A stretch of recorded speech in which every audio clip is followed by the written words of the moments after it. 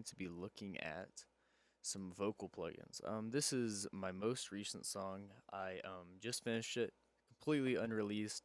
I'm not going to give away too much of it, but I kind of wanted to go over my vocal production process for everybody that is curious about how I produce vocals, how vocals are produced, and what the best way to go about that is.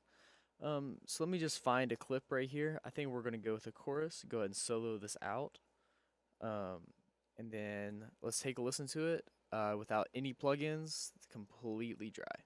Now, I'll kind of walk you through my process and how I go about making my vocals sound the way they do. Words we said we cannot change. This feeling in my heart, this feeling in my brain. It's like we're lost in time. Alrighty, there's just a little clip.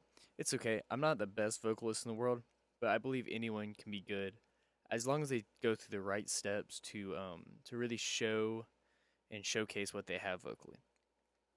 This is a complete song. We're just gonna focus on the vocals. I don't want to give too much away because this is part of an album that I'm gonna release, and this is pretty much the big chorus vocal. So as you can see over here in the corner, this is my effects chain. Actually, let me go full screen so it's a little easier to see. There we go. This is my effects chain that I use for most of my vocals. I've implemented a couple new things. The first new thing that's made a world of difference for me is called CLA. It's this Chris Lord Algae plugin. So you have a few different options here. You have your lower bass section. Each of these have sliders that you can adjust, so it makes everything super easy and simple for when you're trying to produce. This is a really cool one over here, stereo. So it makes your vocals wider, which I'll showcase in just a second. You have roof, top, and bite right here. That's more of your higher frequencies, so it gives your vocals a little more high. And these are compressors. So the higher you go on this little list right here, the more powerful that effect will be. I keep it in the middle some, like the bite or roof right here. I wanted to get a little bit more push out of it, and so I selected that because my vocals seemed a little bit bassy in that instance. This over here is your reverb, so you can go tight, large, and chamber.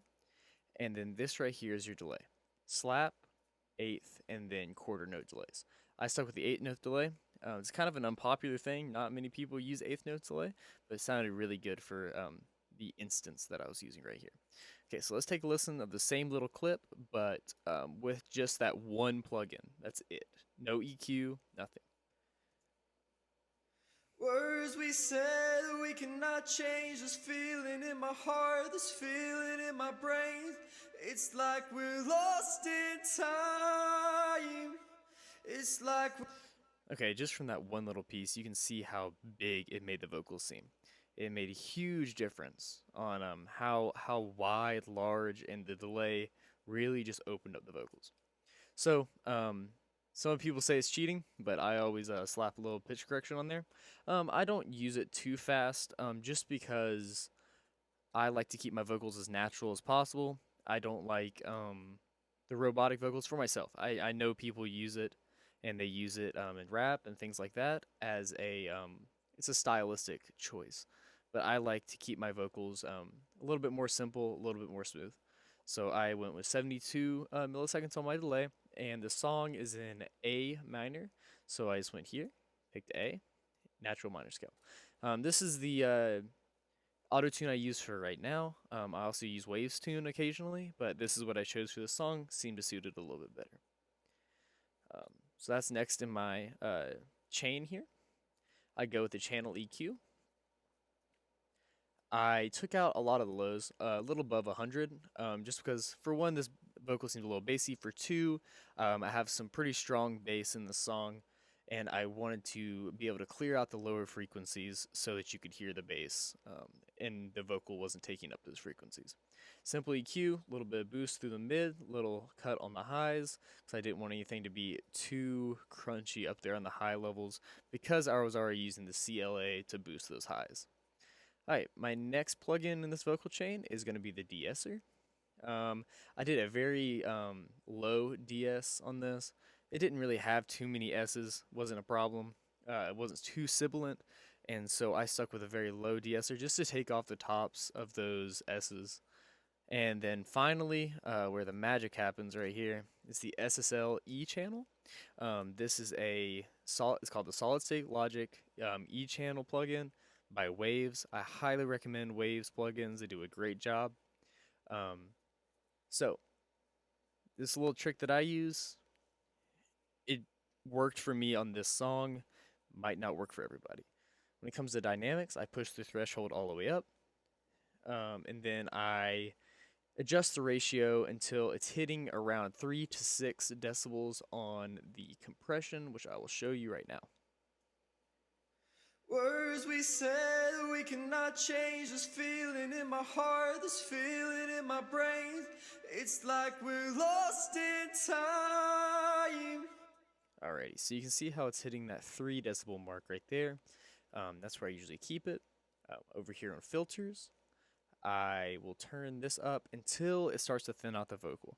So I don't want that cut to thin out my vocals, but I do want it to cut out some of those frequencies to open up the frequency span for the rest of my instruments and background vocals.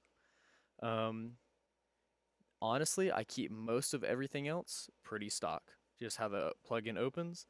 Make sure to select this channel out. It will add your filters and your dynamics before everything else, so it will filter through this earlier. And honestly, guys, that's about it for my vocal chain. I'll give you a little taste of what it sounds like with the backing vocals and with the rest of the music, just for this little clip. And I appreciate everyone for watching. Words we said we cannot change. This feeling in my heart, this feeling in my brain. It's like we're lost in time. It's like we're lost in time.